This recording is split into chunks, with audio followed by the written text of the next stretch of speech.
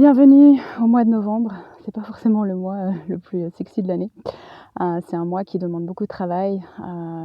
Moi-même, je suis Scorpion, donc je connais bien ce truc de renaissance, de transformation et au niveau énergétique, souvent on dit en automne, c'est un moment d'introspection. Je le dis aussi, mais l'introspection, cette année, elle nous invite à aller vers l'extérieur. On est dans un monde très divisé, très dans la dualité. Tout le monde pense être dans le bien, mais bien sûr, on n'est pas tous d'accord sur ce que c'est le bien. Donc nos travail qu'on fait depuis des années d'introspection, de travail sur soi, de connaissance de ses blessures, d'essayer de les sublimer, et cetera.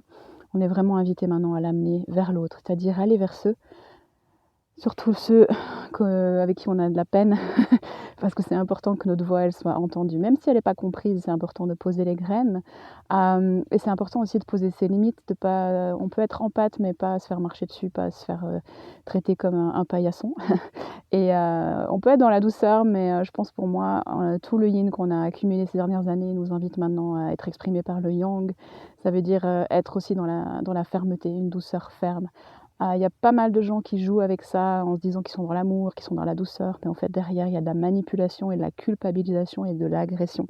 Donc je vous invite aussi à être, attentif à ça et à chaque fois qu'il y a un conflit, une dispute, quelque chose qui vient toucher quelque chose chez soi, c'est important de revenir à l'intérieur, de se demander: «OK, qu'est-ce que ça vient m'apprendre? Qu'est-ce que ça vient me montrer sur moi? Quelle est la partie de moi, que je n'arrive pas encore à aimer à ce niveau-là? Qu'est-ce qui se joue ici?» Mais c'est important de plus, jouer le jeu de ces divisions, de rester chez soi, de ne plus s'engager, de ne pas s'engager dans le monde. On a fait ça pour travailler sur soi, maintenant c'est le moment de retourner à l'extérieur. C'est pas évident, donc ça veut dire qu'on doit trouver l'équilibre entre les moments où on revient, on médite, on s'écoute, on prend soin de son corps et les moments où on est en interaction avec les autres et d'aller voir, OK, les gens, avec qui on n'arrive pas à être dans l'amour, qu'est-ce qui se joue et est-ce que je peux mettre de l'amour dessus tout en étant ferme, en mettant de l'amour sur soi et en posant ses limites encore une fois. Donc cultiver la paix. Cultiver la paix, ça ne veut pas dire qu'on évite, les situations difficiles, qu'on évite les conflits, ça veut dire au contraire qu'on va au front, mais avec une autre attitude et bien sûr à un moment on sort du jeu quand on a posé, ce qu'on avait à faire et à dire, mais c'est important d'être là, de participer pleinement à ce monde et il en a grand besoin.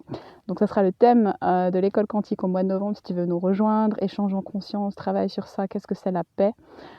Et puis soin pour recalibrer, tout ça. On travaillera la colère, comment elle est utile la colère, comment est-ce que je peux aimer ma colère, à quoi elle me sert et comment je peux l'utiliser pour m'aider moi-même et aussi aider, le collectif. Voilà, des bisous et bonne entrée en novembre. Ciao, ciao.